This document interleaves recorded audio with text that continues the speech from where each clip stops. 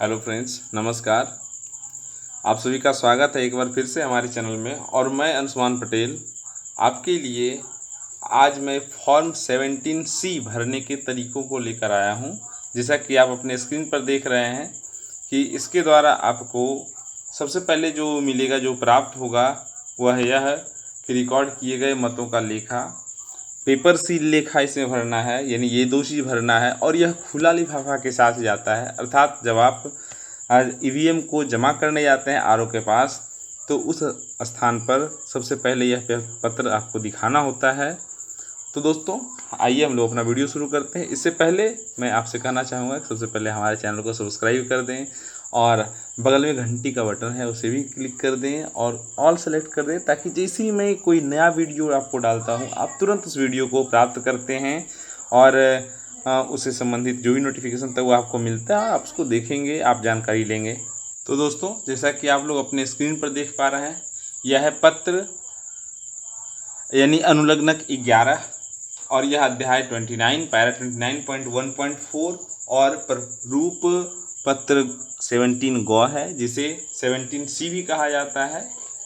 इसके अंतर्गत हमें रिकॉर्ड किए गए मतों का लेखा को भरना होता है। इसके 2 भाग होते हैं। पहला भाग में हमें रिकॉर्ड किए गए मतों का लेखा को भरना होता है और पेपर से लेखा को भरना होता है।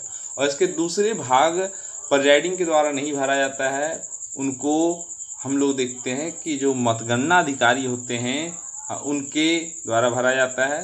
तो सबसे पहले हम लोग यहाँ देखें कि रिकॉर्ड किए गए मतों का लेखा को किस तरह भरेंगे। सबसे पहले यहाँ विधानसभा क्षेत्र का नाम लिखेंगे उसकी क्रम संख्या के साथ। उसके बाद वहाँ के लोकसभा का नाम लिखेंगे, जैसे कि झाझा 242। एक सैंपल के रूप में मैंने ग्रीन कलर का यहाँ दे दिया है, ब्लू कलर का, और इन ब्लू में जो लिखा गया है वह सैंपल के रूप में है, इसलिए ध्यान देंगे कि इसे नहीं भरना है, केवल समझना है इसके आधार पर। तो यहाँ है जमुई, जो कि यदि इसे बोला जाए कि लोकसभा संख्या कितना है तो 40, यहाँ लिखेंगे 40 जमुई, और फिर इस कॉलम को हम लोग खाली छोड़ देंगे। फिर आते हैं अगला, मतदान केंद्र की संख्या और नाम 92 प्राथमिक विद्यालय रतनपुर। इस तरह से हम लोग देख रहे हैं कि यह मतदान केंद्र का नाम है, उसकी संख्या 92 है। उसके बाद हम लोग देखेंगे कि वहाँ जो भी ईवीएम यूज हुआ है इस पॉइंट में, उस ईवीएम की जानकारी यानी उस ईवीएम का क्रम संख्या हमें लिखना होता है, जो कि आपके स्क्रीन पर कुछ इस तरह से दिख रहा है। आप देख रहे हैं कि वह कुछ इस तरह से दिख रहा है कि कंट्रोल यूनिट और कंट्रोल यूनिट की संख्या, बैलेट यूनिट में बैलेट यूनिट की संख्या और वीवीपैट में वीवीपैट की संख्या लिखना होता है, जो कि उसके पीछे एक बारकोड से लगे हुए स्टिकर में लिखा गया होता है। अगला हम लोग आते हैं कि मतदान केंद्र पर कुल कितने निर्वाचक हैं, अर्थात कितने को वहाँ वोट देने का अधिकार है, तो उनको हम लिखते हैं, जो कि हमें निर्वाचक नामावली की जो प्रति होती है उसमें दी जाती है, यानी वोटर लिस्ट में, जिसे यहाँ मान लेते हैं 768 है। पॉइंट नंबर 2 में मतदाताओं के लिए रजिस्टर जो होते हैं, जिसको हम लोग रजिस्टर बोलते हैं 17 को, उस फॉर्म में देखेंगे जो कि हमारा P2 के पास होता है, देखेंगे उसमें कितना प्रविष्ट किया गया, अर्थात कितने मतदाताओं ने अपना मत का प्रयोग किया, उनकी संख्या को यहाँ लिखते हैं। तीसरा नंबर आता है नियम 49(9) के तहत, अर्थात 49(O) के तहत वैसे मतदाताओं की संख्या लिखना होता है जो अपना मत रिकॉर्ड करना नहीं चाहते हैं, चाहे इसका जो भी कारण हो। यदि ऐसा है तो हम लोग यहाँ लिखेंगे, और यदि सभी लोग अपना मत वहाँ दर्ज किए हैं, इसका मतलब है कि इन्होंने वोटिंग का विरोध नहीं किया है, तो वहाँ हम लोग नील लिख कर भेज देंगे। अगला आता है पॉइंट नंबर 4, जिसमें दिया गया है नियम 49(ड), जिसको हम लोग अंग्रेजी में कहेंगे नियम 49(m). इसके अधीन हम देखेंगे कि कितने वैसे मतदाता थे जिन्हें हमने वोट देने का अधिकार नहीं दिया या जिन्हें आदेश नहीं दिया गया वोट देने का। हो सकता है वह अनफेयर हो या कुछ विशेष परिस्थितियों में हो, या फिर वह अपना सुपरिचित पहचान को स्पष्ट नहीं कर पाए हो, इस कारण हमें उसे आदेश नहीं देना होता है। तो इसको हम लोग यहाँ यदि वैसी कोई संख्या है तो लिखेंगे, अन्यथा यहाँ हम लोग नील भर देंगे।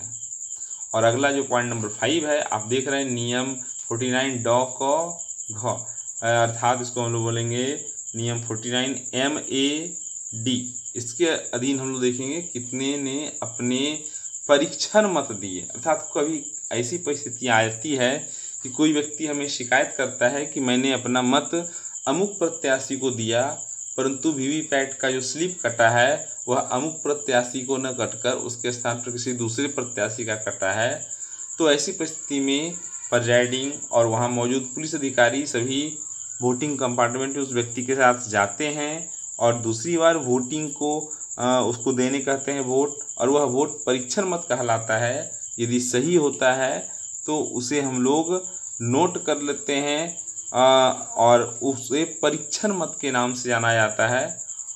और इस प्रकार से हम लोग इसको यहाँ लिखेंगे कि कितने मत वैसे पड़े हैं। यदि वैसी कोई संख्या है तो लिखेंगे, अन्यथा यहाँ भी नील हम लोग करके भेज देंगे। अगला जो हमारा है पॉइंट नंबर 6 देख लेंगे। इसमें लिखा जाता है यदि यस है तो वहाँ उनकी संख्या लिखेंगे, कितने परीक्षण मत हैं। और यह जो प्रपत्र 17A भरा गया है P2 के पास जो मतदाता का रजिस्टर है, उसमें कितने क्रम संख्या वालों ने यह वोट दिया है। चूँकि इसकी काउंटिंग नहीं हुई इसलिए इसका हिसाब रखना होता है ताकि इस मद को घटाया जा सके। अगला है अभ्यर्थी जिनके लिए परीक्षण मत डाले गए। यदि नहीं डाले गए हैं कोई भी तो नील लिखेंगे, और यदि डाले गए हैं तो यहाँ हम लोग क्रम संख्या लिखेंगे और उस अभ्यर्थी का नाम लिखेंगे और उन अभ्यर्थियों को कितनी संख्या डाली गई है, कितने मत डाले गए हैं, उनकी संख्याओं को हम लोग लिखेंगे। तत्पश्चात हम लोग पहुँचते हैं पॉइंट नंबर 6 पर। वोटिंग मशीन के अनुसार रिकॉर्ड किए गए मतों की कुल संख्या कितनी है। तो यह संख्या हम देख लेते हैं चेक करके। मतदान के अंत में टोटल बटन दबाते हैं ईवीएम का, और जब सीयू का टोटल बटन दबाते हैं तो जो अंतिम रिजल्ट हमें प्राप्त होता है कितना मत दिया गया उन्हें हम लोग देखते हैं।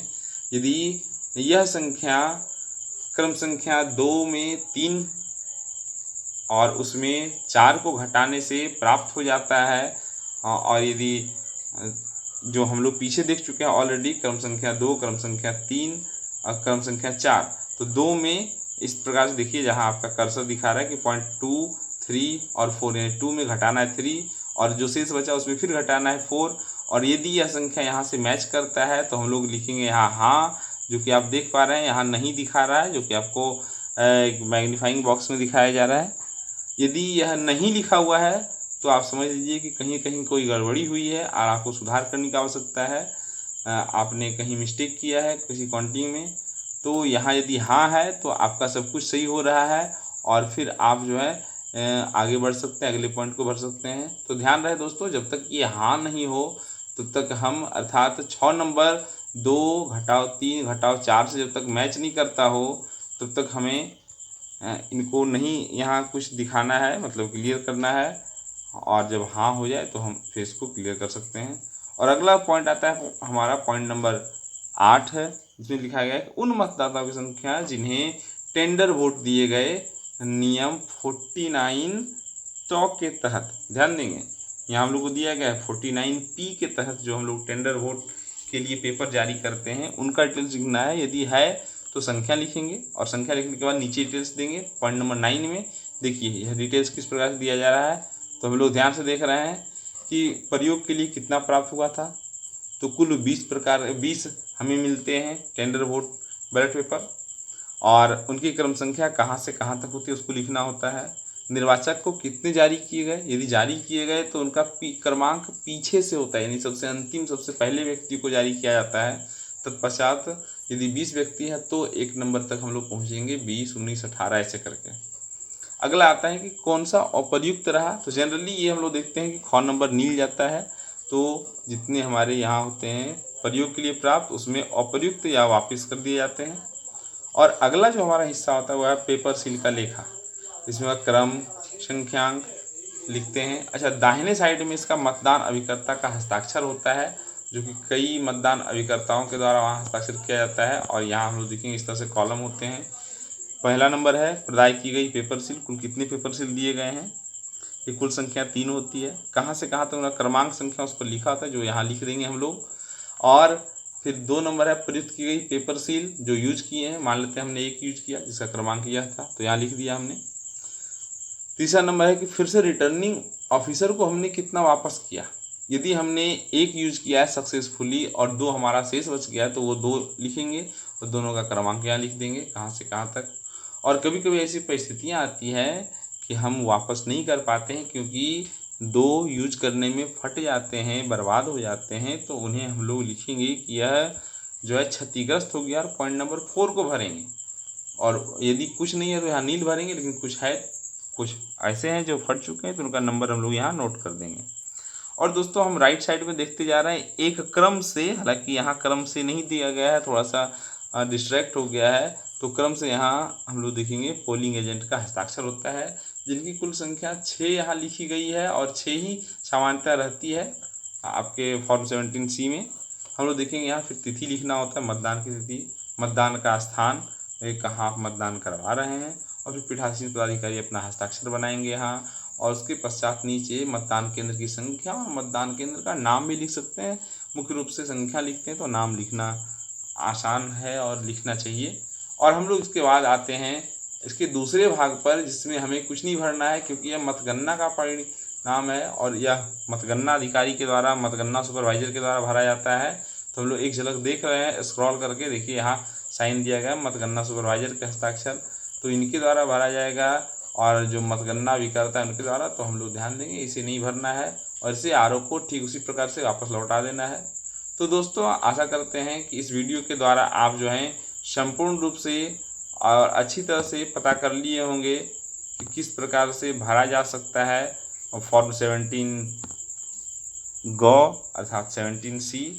और दोस्तों यदि हमारा वीडियो आपको पसंद आया तो इसे लाइक कीजिए, शेयर कीजिए और इस पर कमेंट भी कीजिए। और दोस्तों एक बार फिर से बोलना चाहेंगे कि आप जो है हमारे चैनल को अगर अभी तक सब्सक्राइब नहीं किए हैं तो प्लीज़ नीचे जाइए और देखिए लाल रंग से एक बटन है सब्सक्राइब, उसे क्लिक कीजिए और उसके बगल में घंटी का बटन है उसे दबाएं और वहां ऑल सेलेक्ट करें, ताकि मैं जैसे ही कोई अन्य वीडियो चुनाव संबंधी डालूंगा आप तुरंत उसका नोटिफिकेशन प्राप्त करेंगे और आपको वह प्रक्रिया आसानी से आ जाएगी। तो दोस्तों धन्यवाद, मिलते हैं फिर से अगली वीडियो में।